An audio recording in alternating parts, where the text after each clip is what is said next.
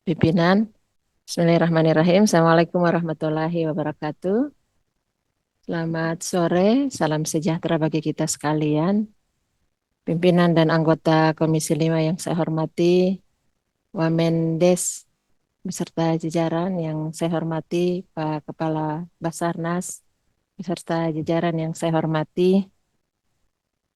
Pertama-tama saya ingin memberikan catatan terhadap catatannya Bapak, Pak. Di slide 4,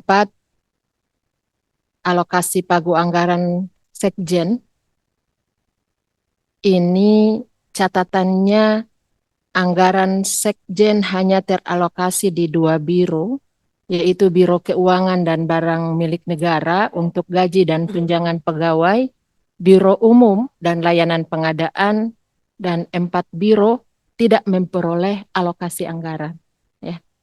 Jadi dari 463 miliar, itu 334-nya habis di 2 biro, Pak. Saya lihat 4 bironya nol, Pak. Pertanyaan saya, apa 4 biro ini nggak libur, Pak? Atau mereka nggak, ya istilahnya nggak nangis begitu, protes. Kenapa anggarannya nol, gitu. Tidak ada anggaran di sini. Padahal dalam tata kelola dan komunikasi ataupun diskusi yang sudah disampaikan serta kerja-kerja Kementerian Desa dan Pembangunan Daerah Tertinggal ini justru sangat membutuhkan kerja baik komunikasi, pendampingan gitu. Dan saya khawatirkan akan melumpuhkan tata kelola layanan publik ya, baik itu pengawasan, komunikasi dan publik di kementerian itu.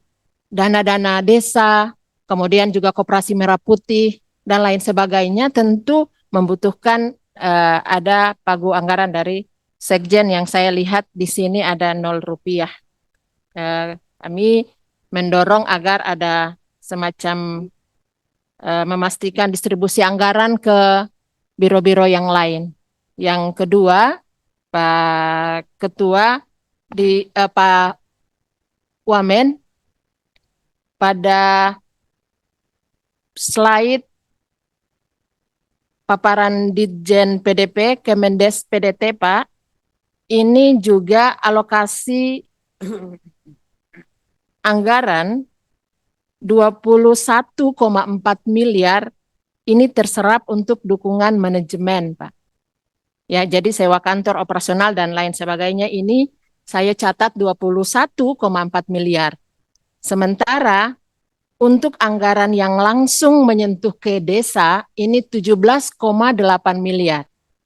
Artinya apa? Proporsi anggaran ini terlalu besar di fungsi dan dukungan manajemen. Anggaran yang langsung sampai ke desa justru kecil, Pak. Nah, saya khawatir jangan sampai anggaran-anggaran kita ini habis di meja, habis di kantor, sementara turun ke desa ini kecil gitu. Padahal sebagai salah satu kementerian yang punya fungsi strategis dan penanggulangan bagaimana keberhasilan pembangunan sampai ke tingkat desa itu ada pada Kementerian Desa dan Pembangunan Daerah Terpencil gitu. Olehnya itu kami fraksi PKS mengusulkan ada proporsi belanja program minimal ya ada 60/40 lah gitu. Kemudian saya ingin memperjelas tupoksi, Pak, di Kemendes dan Pembangunan Daerah Terpencil, khusus untuk pembangunan daerah terpencil, Pak. Nah, kebetulan, Pak, perkenalkan saya Sade Uluputi, Pak, dari Maluku. Ya, belum lama di sini ya. Saya berkunjung ke beberapa kecamatan yang ada di Maluku dan desa-desa yang ada di Maluku. Ini pada rapat kemarin waktu ada Pak Menteri juga saya sampaikan bagaimana mapping ataupun kondisi existing kita terkait dengan desa, di mana desa yang di sana ada desa miskin kategori desa miskin ekstrim atau sering disampaikan atau di dalam bahasanya Bapak ini desa tertinggal dan sangat tertinggal ya. Nah, ini khusus untuk desa tertinggal dan sangat tertinggal, Pak. Di beberapa desa yang saya sebutkan Kecamatan Inamosol ya. Bapak tolong dicatat karena saya lihat di paparan Pak Wamen ini desa Dirjen Percepatan Pembangunan Daerah tertinggal. Setelah saya buka, ini kebutuhan dananya 74 miliar, pagu yang disetujui 20 miliar, dan backlognya 53, sekian miliar. Tadi disampaikan Pak Mori sudah ada peningkatannya, begitu. Saya bersyukur Pak, tapi ketika saya buka di beberapa jabaran Bapak, di mana saja alokasi-alokasi program untuk peningkatan percepatan daerah tertinggal ini, ya ini tidak ada distribusi secara merata dan by data, Pak. Nah, saya mengambil contoh yang 6 desa yang saya sebutkan Inamosol itu, misalnya salah satu di Maluku itu tidak ada dalam data Bapak. Maka sebagai anggota DPR dari Maluku, saya mengusulkan dalam rapat ini agar bisa dimasukkan, Pak. Kemudian yang berikutnya, Pak Wamen, di dana berikutnya slide 6, paparan Dirjen PAID, Pak Kemendes, PDT, RDP, kita pada September 2025 dan hari ini saya melihat pagu sebagian besar kegiatan utama Dirjen PAID ini dibiayai oleh PHLN ya Pak, pinjaman luar negeri ya Pak, ya sebagian besar. Ini untuk penguatan BUMDes, literasi keuangan, fasilitas investasi, hingga peningkatan kapasitas masyarakat desa dibiayai oleh PHLN. Anggaran rupiah murni ini justru terserap untuk belanja pegawai, operasional kantor, dan dukungan manajemen, Pak.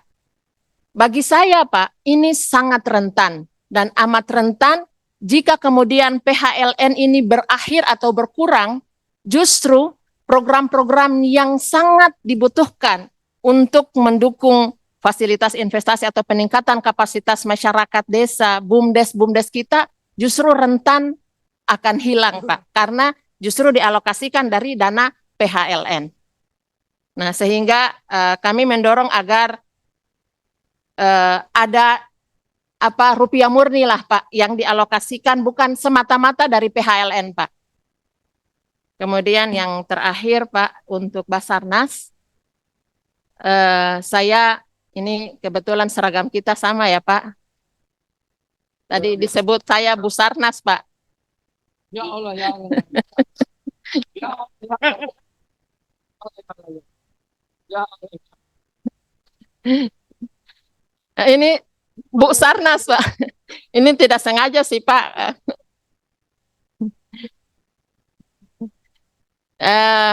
Saya ingin memberikan semacam catatan juga Pak ya, untuk daerah-daerah yang high risiko tinggi lah ya begitu. Ini memang perlu ada treatment khusus, perlakuan khusus, pos-pos khusus, ataupun apalah namanya lah ya, yang tentu Basarnas punya data itu. Tadi juga disampaikan oleh Bapak-Bapak bahwa daerah-daerah pesisir rawan ya, daerah kita ini kan Indonesia daerah kepulauan ya, pada daerah maritim. Data masyarakat yang hilang, sering hilang di laut, tenggelam dan lain-lain, yang ini sangat berisiko tinggi ketika mereka membutuhkan, justru tidak ada pos Sarnas gitu. Saya ambil contoh Pak di Pulau Seram bagian barat, itu mohon ada pos Basarnasnya yang bisa diletakkan di sana selain di Kota Ambon. Dan beberapa daerah-daerah lain yang juga ada, baik dari Sumatera sampai ke Merauke di Papua, tentu daerah-daerah mana saja yang menurut Bapak paling tinggi resikonya gitu. Nah, sehingga kalau tadi disebutkan bahwa kita ingin agar menjadikan masyarakat juga sebagai semacam